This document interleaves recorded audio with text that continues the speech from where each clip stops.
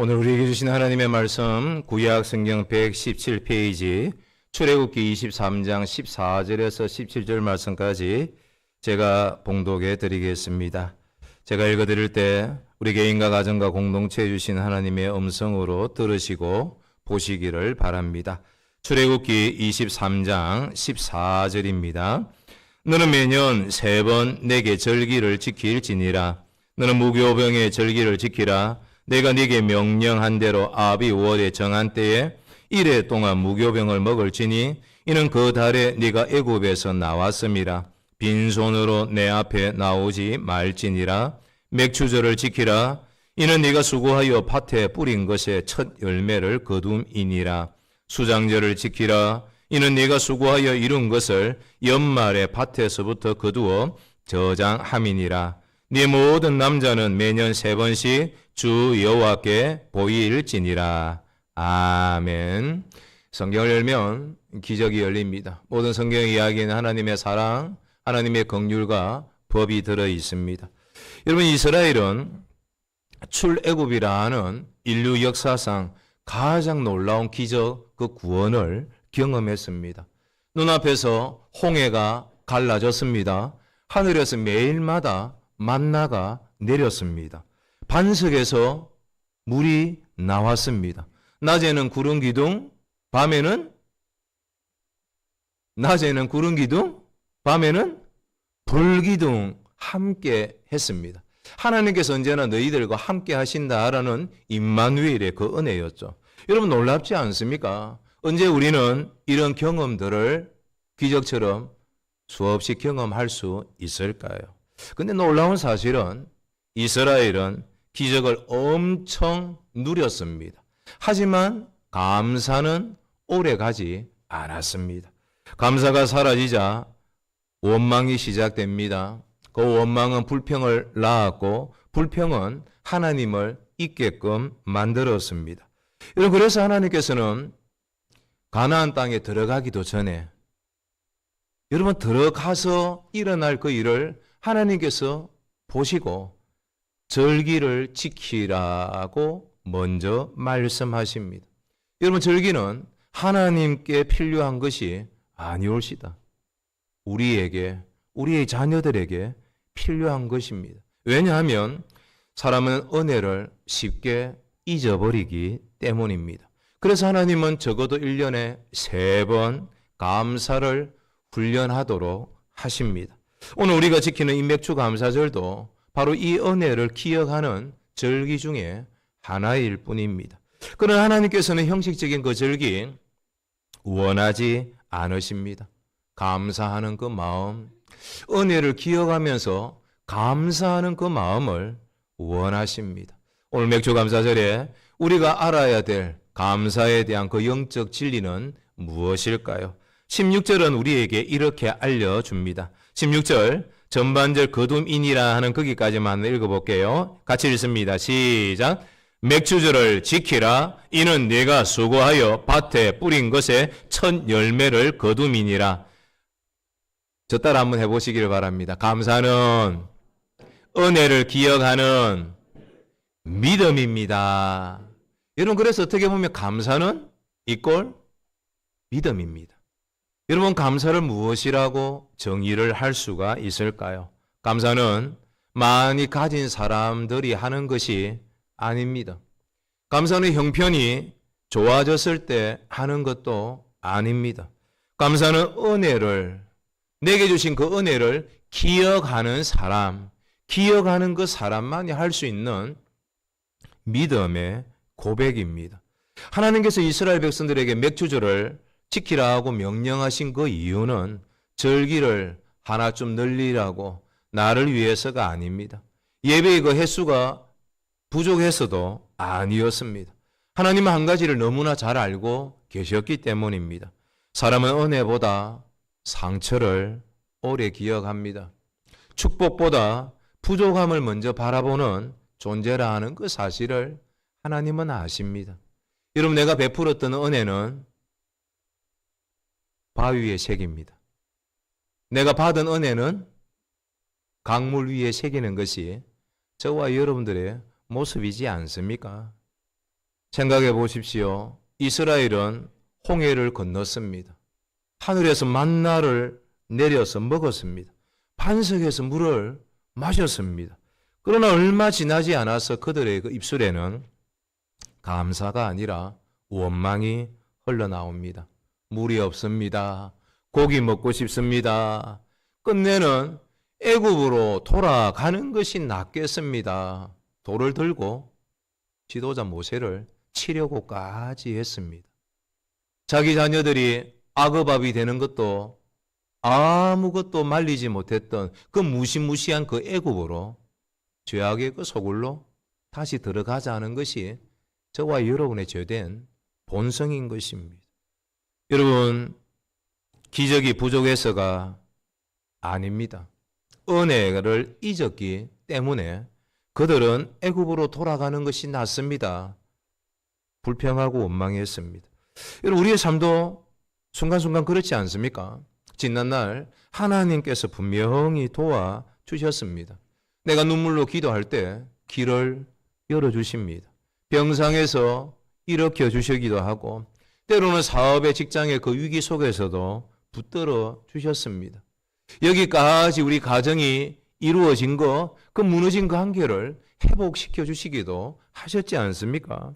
그런데 또 다른 문제가 어려움이 우리에게 찾아오면 우리는 마치 하나님께서 한 번도 나를 도와주시지 않은 것처럼 한 번도 역사하지 않으신 것처럼 여러분 두려워하고 원망을 쉽게 합니다. 왜 그럴까요? 우리의 문제는 크게 기억하지만 내가 만난 그 어려움과 힘든 그 문제는 크게 강하게 기억하지만 내가 받았던 그 은혜는 너무 쉽게 잊어버리기 때문입니다. 그래서 하나님은 절기를, 감사의 그 절기를 주셨습니다. 절기는 그래서 추수를 위한 달력의 어떤 매뉴얼이 아니라 은혜를 기억하게 하는, 감사를 기억하게 하는 하나님의 기억장치, 안전장치였습니다. 그래서 맥주절이 돌아올 때마다 하나님은 말씀하십니다. 내가 너를 여기까지 인도하지 않았니? 내가 너를 먹이지 않았니? 내가 너를 살리지 않았느냐? 그리고 하나님은 다시 우리에게 묻고 계십니다. 너는 아직도 나를 기억하고 있니? 아직도 나를 기억하고 있느냐? 여러분, 신앙은 어떻게 보면 기억과 망각의 그 싸움이기도 합니다. 마귀는 끊임없이 우리에게 상처를, 어려웠던 것만, 힘들었던 것만 기억하게끔 만듭니다. 그래서 포기하게 만들고 다른 사람에 대해서 원망하게 만듭니다. 그러나 성령께서는 끊임없이 반대로 은혜를 기억하게 하십니다. 그럼에도 불구하고 너에게 그런 은혜, 이런 은혜, 저런 은혜가 있었지 아니하니. 그래서 감사는요, 바로 성령께서 우리의 기억을 새롭게 하시는 여러분 역사의 한 모습입니다. 감사가 있으면 성령께서 내 안에서 일하시는 것이고요. 내 안에 불평과 원망이 혹시나 있다 하고 하면 여러분 죄송하지만 악한 사탄이 우리의 마음을 노략질하는 것입니다. 시편 103편 2절은 이렇게 말합니다. 내 영혼아 여호와를 송축하며 그의 모든 언택을 잊지 말지어다. 다윗은 더 많은 은혜, 더 많은 성공, 더 많은 그 승리를 달라고 먼저 기도하지 않았습니다. 잊지 않게 해달라고. 내 과거에 베푸신 그 하나님의 은택을 잊지 않게 해달라고 먼저 고백했습니다. 왜냐하면 내가 은혜를, 감사를 잊는 순간 여러분 감사도 사라지고 그 감사가 사라지는 그 순간 나의 믿음도 같이 흔들리기 때문입니다. 영국의 설교자 찰스 스펄전은 이렇게 설교 중에 이야기했습니다. 기억은 감사의 창고이고 망각은 불평의 창고이다. 기록을 안 하시는 여러분들이 참 놀랍습니다. 다 기억을 하시는지 모르겠습니다. 저 따라 해보시기 바랍니다. 기억은 감사의 창고이고 망각은 불평의 창고이다. 다른 분의 설교이지만 제 마음에 너무 와닿았습니다.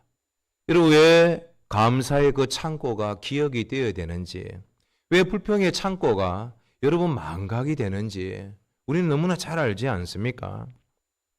예전에 한 장로님의 간증을 들은 적이 있습니다.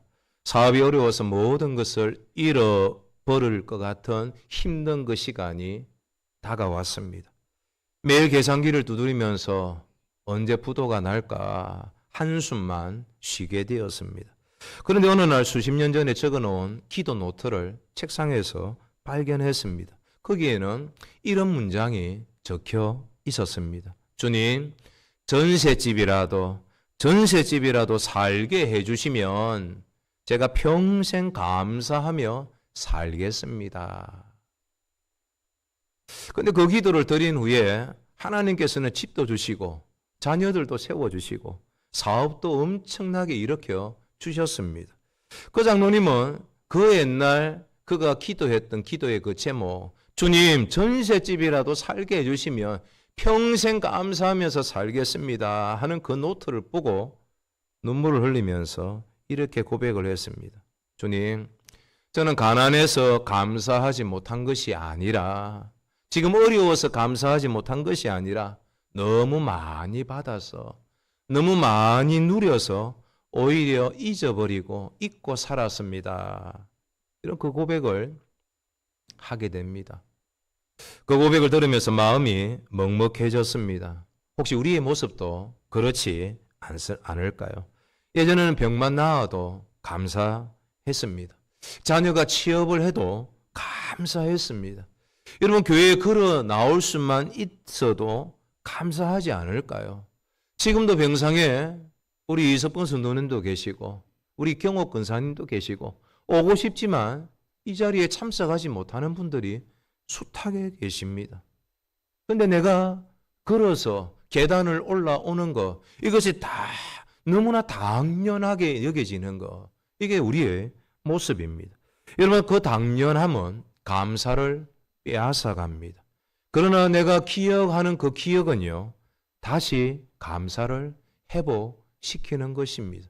그래서 이 감사절은 우리의 기억을 다시 리셋시키고 다시 회복시키는 시간입니다. 맥주 감사절은 하나님께 곡식을 가져오는 그 날이 아니라 단순히 헌금 정도를 그렇게 준비하는 그 시간이 아니라 잊어버린 그 은혜를 다시 꺼내는 날입니다. 하나님에 대한 은혜, 나의 아버지 어머니에 대한 그 은혜, 내 곁에 있는 그 한 사람의 소중함에 대한 그 은혜를 다시 꺼내면서 감사하는 그 시간이 여러분 감사절의 시간입니다. 내가 여기까지 인도하지 않았니? 하나님의 그 질문 앞에 우리의 대답은 하나가 되어야 됩니다. 주님, 그렇습니다. 주님, 제가 잊고 살았습니다. 그러나 이제 다시 기억하겠습니다. 은혜를 기억하며 감사하는 그 삶을 내가 살아가겠습니다. 바로 그때 감사는 우리 입술의 습관이 아니라 믿음의 그 고백이 되고 삶의 여러분 능력이 될 것입니다. 바라기는 언제나 여러분의 그 삶의 자리에서 은혜를 기억하는 믿음의 아버지, 은혜를 기억하는 기도의 어머니, 그 자녀들 밑에서 은혜가 무엇인지를 순간순간 기억하며 하나님께도 부모님께도 내 선생님께도 내게 있는 그 한 사람에게 감사를 표할 수 있는 은혜를 기억하는 감사자가 되시기를 우리 예수님의 이름으로 축복합니다. 두 번째 주시는 메시지는 16절에 이렇게 등장합니다. 16절 말씀 한 번 더 전반절 같이 읽어봅니다. 시작. 맥주절을 지키라. 이는 네가 수고하여 밭에 뿌린 것에 첫 열매를 거둠이니라. 한번 따라해 보시길 바랍니다. 첫 열매를 드리는 것은 하나님을 신뢰하는 믿음입니다. 이런 믿음을 가지고 있는 사람만이 첫 열매를 드릴 수 있습니다. 여러분, 맥주절의 그 핵심은 추수가 아니올시다. 바로 첫 열매가 키워드가 됩니다. 하나님께서는 모든 열매를 가져오라고 말씀하지 않으십니다. 첫 열매, 처음 그 열매를 가져오라고. 왜 하필 첫 열매일까요? 그 첫 열매는 가장 많기 때문이 아닙니다. 가장 좋은 것이기 때문도 아니지 않습니까?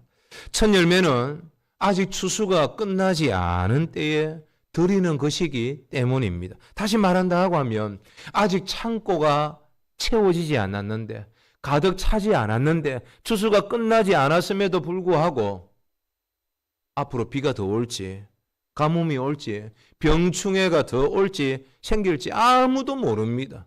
그런데도 그 첫 열매 가장 먼저 하나님께 드리는 것입니다. 이것이 무엇입니까? 마지막까지 함정에서 하나님께서 선을 이루어 가실 것을 믿는, 신뢰하는 바로 믿음의 고백인 것입니다. 그 믿음의 고백으로 첫 열매를 드립니다. 마지막 열매까지 하나님께서 추수하실 것을 기대하면서 드립니다. 우리의 자녀들을 위해서 축복할 때도 마찬가지입니다. 내 노후 생활에 걸리적거리지만 않았으면 좋겠다 하는 힘든 일들이 우리 자녀들의 삶에 빈번하게 일어납니다. 뭐 실패하고 싶어서, 사업을 다 힘들게 하고 싶어서 그렇게 합니까? 어느 순간 아버지 돈 좀 주세요. 어머니 저한테 이렇게 좀 해주세요. 그렇게 주다 보면 모든 것이 힘들어질 수가 있습니다. 그럼에도 불구하고 그 자녀들의 그 처음 것을 드렸던 그 열매를 보면서 하나님 마지막에 하나님께서 역전시키시고 새롭게 하실 것을 기대하면서 우리의 자녀들을 축복해 가는 것. 지금 교회 다니지 않는다 할지라도, 믿음 생활하지 않는다 할지라도, 하나님을 인격적으로 만나지 못했다 할지라도 내가 계속해서 축복할 수 있는 그 이유는 무엇입니까? 그에게 유아 세례를 주었고 교회에 출석했고 하나님을 아는 그 지식이 있기 때문에 어느 순간 하나님의 때에 하나님의 부르심을 받을 것이다. 믿음으로 고백하며 나아가는 것입니다. 첫 열매를 가져오라. 이것이 주님이 주시는 은혜의 모습입니다. 그래서 첫 열매는 계산이 아니라 바로 신뢰입니다. 신뢰로, 믿음으로 드리는 것입니다. 남으면 드리겠습니다가 아닙니다. 먼저 하나님께 드리겠습니다 하는 고백입니다. 그래서 첫 열매는 단순한 물질의 그 문제가 아니라 하나님을 향한 내 마음의 순서, 우선순위의 문제인 것입니다. 오늘 우리 삶도 마찬가지지 않습니까? 우리 늘 계산하면서 살아갑니다. 곰마트 가면 싼지, 드림마트 가면 싼지, 이것도 선택하면서 가지 않습니까? 조금 더 모이면 내가 봉사하겠습니다. 시간이 생기면 내가 기도하겠습니다. 은퇴하면 내가 하나님을 위해서 살겠습니다. 형편이 좋아지면 조금 더 드릴게요. 그러나 하나님은 우리에게 말씀하십니다. 너는 나를 먼저 신뢰할 수 있겠니? 너는 나를 먼저 바라볼 수 있겠니? 여러분 기억하십시오. 신앙은 남는 시간을 드리는 것 아닙니다. 첫 시간을 드리는 것입니다. 먼저 하나님을 인정하는 것입니다. 남는 시간, 남는 그 사랑을 드리는 것이 아니라 가장 먼저 하나님을 첫째로 사랑하는 것입니다. 그래서 첫 열매는 하나님께서 우리의 곡식을 시험하시는 것이 아니라 우리의 믿음을 살피시는 기준이 됩니다. 잠언 3장에 이렇게 우리에게 알려주고 있습니다. 같이 한번 읽어보실까요? 시작. 내 재물과 내 소산물의 처음 익은 열매로 여호와를 공경하라. 그리하면 내 창고가 가득히 차고 내 포도즙 틀에 새 포도즙이 넘치리라. 여기서 하나님은 먼저 창고가 가득히 차면, 창고를 가득히 채우고 나면, 채워지면 감사하라고 말씀하지 않으십니다. 오히려 처음 익은 열매, 첫 번째 그 열매로 먼저 나를 공경하라고 말씀하십니다. 왜 그렇게 말씀하십니까? 하나님 우리의 그 단순한 물질보다 우리의 마음, 그 믿음을 먼저 보시기 때문입니다. 여러분 생각해 보십시오. 이스라엘 백성들은 광야에서 매일마다 만나를 먹었습니다. 그 첫 번째 내리는 날, 여러분 모세를 통해서 하나님은 말씀하십니다. 하루치만 매일매일 내릴 거니까, 줄 거니까, 공급할 테니까 하루치만 거두라고 하십니다. 근데 어떤 사람은 분명히 불안했을 것입니다. 내일 만나가 내리지 않으면 어떡하지? 그래서 더 많이 거두고 텐트에다가 숨겼습니다. 결과가 어떠했습니까? 다음날 벌레가 생기고 냄새가 나면서 여러분 실컷 수고했지만 여러분 다 썩어버렸습니다. 왜 이런 일이 일어났습니까? 하나님은 매일마다 내리는 그 만나를 통해서 식량만, 단순히 일용할 그 양식만 공급하려 하신 것이 아닙니다. 이스라엘 백성들의 믿음을, 하나님을 신뢰하는 그 믿음을 훈련시키려 하셨기 때문입니다. 오늘 내가 너희를 먹이지 않았니? 내일도 너희를 내가 먹여줄 것을 믿느냐? 이 질문은 오늘도 동일합니다. 내일도 내가 너를 책임질 것을 믿느냐? 너의 삶을 나한테 온전히 드릴 수 없니? 내가 네 삶을 책임진다 하니까. 우리의 염려는 대부분 미래에서 생기지 않습니까? 아직도 일어나지 않는 그 일들을 걱정할 때가 참 많습니다.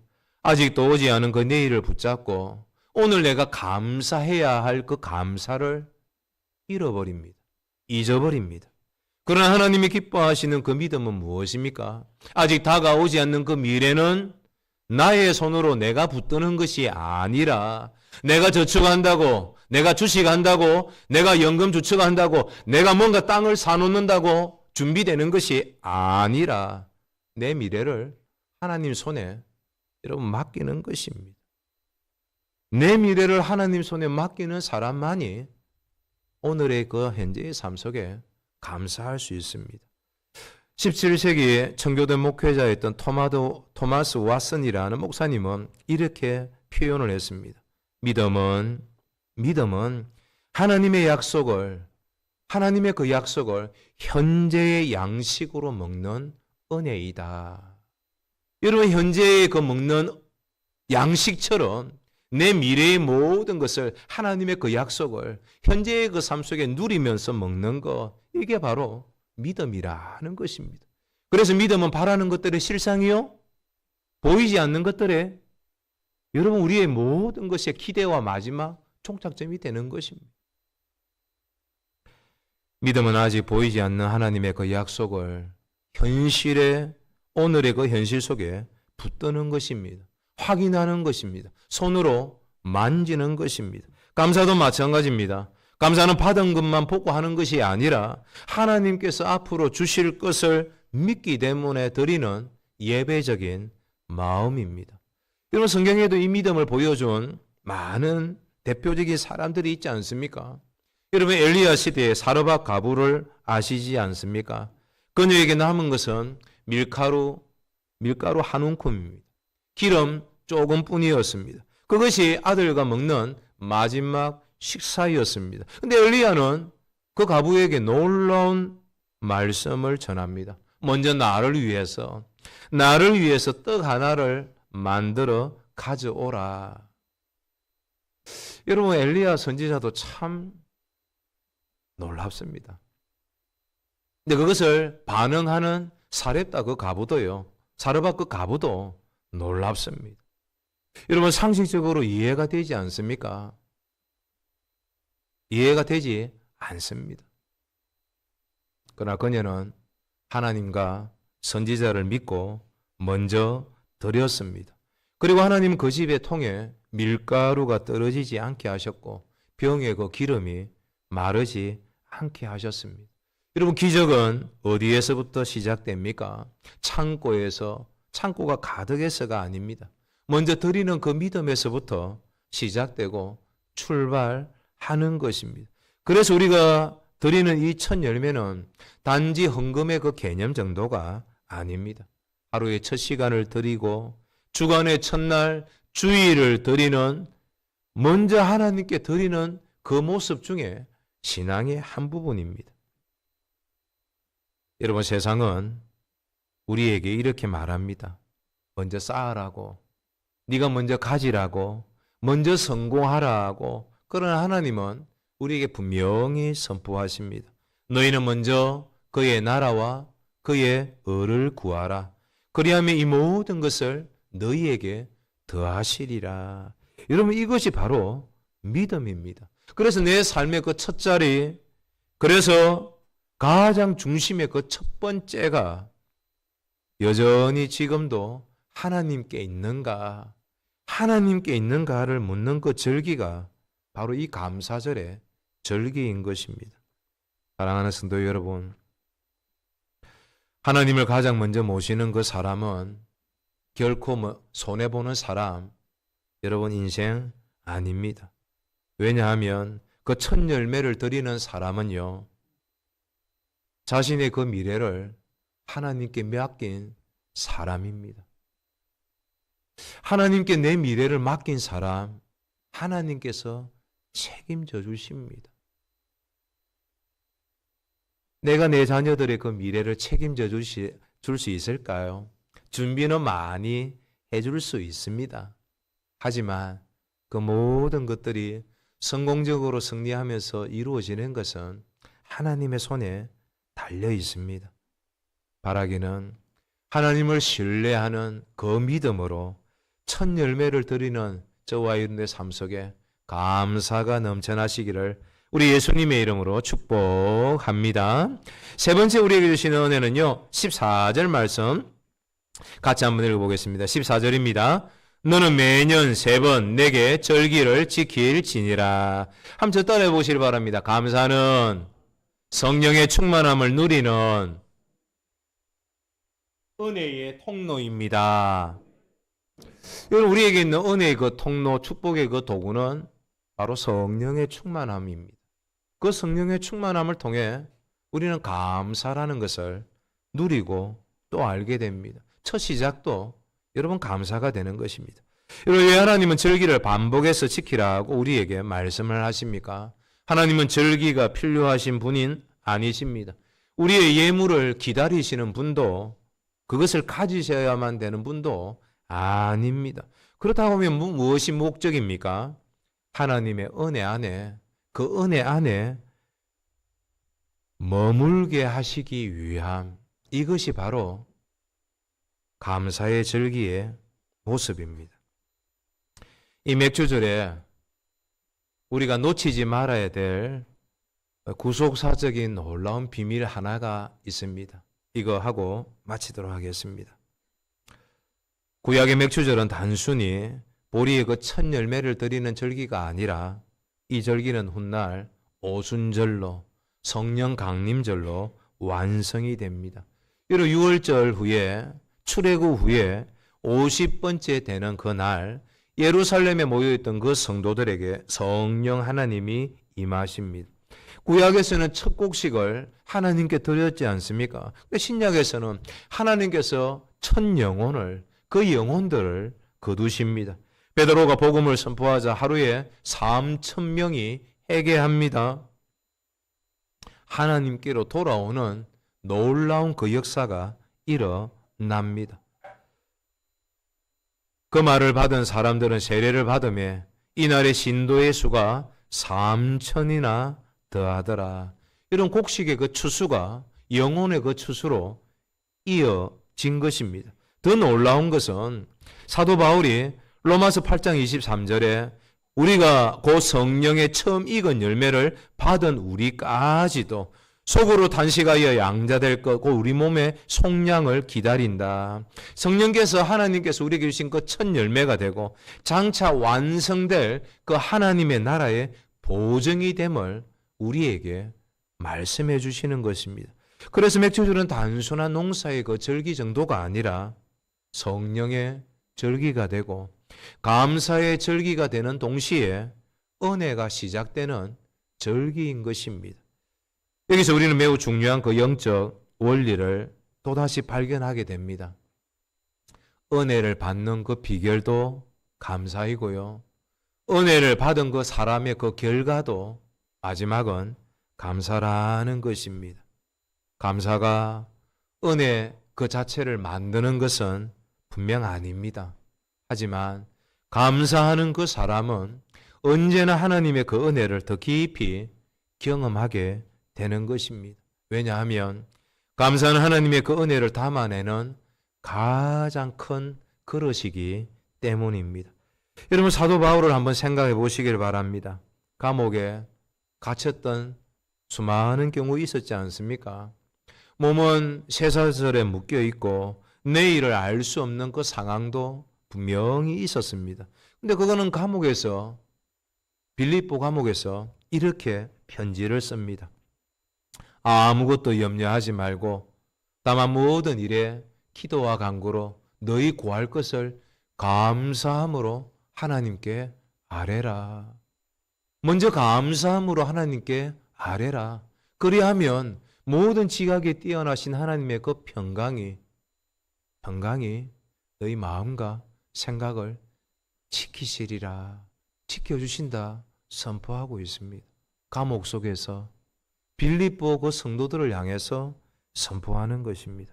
사랑하는 성도 여러분, 환경 때문이 아니라 은혜 때문에, 형편 때문이 아니라 성령 하나님의 그 충만함 때문에 그는 감사하고 있습니다. 이것이 바로 성령께서 다스리시는 사람의 시선이 됩니다. 환경 바뀌지 않았습니다. 상황은 분명히 그대로입니다. 하지만 은혜를 바라보는, 미래를 바라보는 그 눈이 여러분 열렸습니다. 여러분, 우리도 한번 자신에게 한번 물어보시길 바랍니다. 요즘 내 입술에서 가장 많이 나오는 말은 무엇일까요? 염려입니까? 불평입니까? 비교입니까? 아니면 감사입니까? 여러분, 내 입술은 내 마음의 창문이 됩니다. 그리고 네가 말한 그대로 이루어질 것이라고 하나님은 우리에게 놀라운 말씀도 하십니다. 사랑하는 성도 여러분, 우리에게 혹시나 감사가 사라졌다고 하면 은혜가 줄어든 것이 아니라 은혜를 바라보는 그 시선이 흐려진 것일 수도 있습니다. 이 맥주 감사절은 하나님의 그 은혜를 다시 바라보는 절기입니다. 이 절기 앞에서 다시 저와 여러분들이 결단했으면 좋겠습니다. 감사하는 사람에게 성령님은 새로운 기쁨을 주십니다. 감사하는 그 사람을 통해서 예배는 살아나고 기도는 회복이 됩니다. 감사하는 그 사람을 통해 가정이 살아나고 여러분 그 삶이 살아나는 것입니다. 우리 맥주의 감사절을 통하여서 성령께서 우리의 심령들을 새롭게 하시고 내 삶을 다시 추수할 수 있는 거룩한 그 오순절의 은혜가 되게 하실 것입니다. 바라기는 언제나 감사하는 그 심령과 마음으로 성령의 충만함을 누리면서 살아가는 우리 중림 가족들 되시기를, 우리 공동체와 저와 여러분들의 가정이 되시기를 우리 예수님의 이름으로 축복합니다.